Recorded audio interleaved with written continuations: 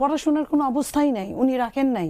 উনি কাউকে একবার বলেন নাই তুমি পড়ালেখা করো। একটা বার আমি দেখিনি কোনো ছাত্রছাত্রীর সঙ্গে ওনাকে মিটিং করতে। উনি ওনার সঙ্গে 104 জন। ইন্টারন্যাশনাল ট্রাইব্যুনাল যা করছেন এটা কতটুকু আইনে, কতটুকু বেআইনে, এটা কিন্তু একটা নিয়ে প্রশ্ন আছে। কতটুকু আপনি করতে পারেন, কতটুকু পারেন না। আমাদের যখন এই ছাত্রদেরকে আপনার ক্ষমতালোভী বানালেন, যখন আপনি নিয়ে আসলেন, যখন উপদেশটা, আমরা হা হা করে না করেছিলাম, এটা করেন না। ছাত্ররা আমাদের ভবিষ্যৎ, আমাদের ফিউচার কাণ্ডারি, এই রাষ্ট্রনায়ক, এদেরকে আপনারা লোভী করেন না। তারা আমাদের কথা শুনে নাই, বরং চিফ অ্যাডভাইজার বলছে এই ছাত্ররাই আমার নিয়োগদাতা।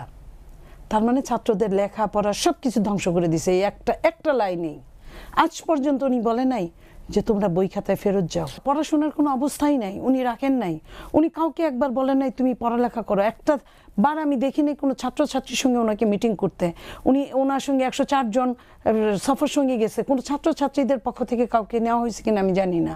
মানে ছাত্রছাত্রী, নট এনসিপি। এনসিপিকে তো সে বই খাতা বাদ দিয়ে দিয়েছে।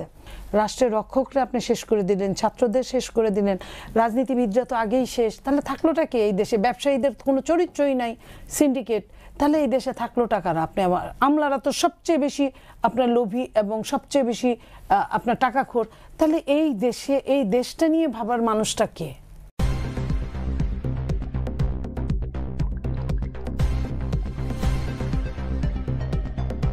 News Vision Digital Multimedia.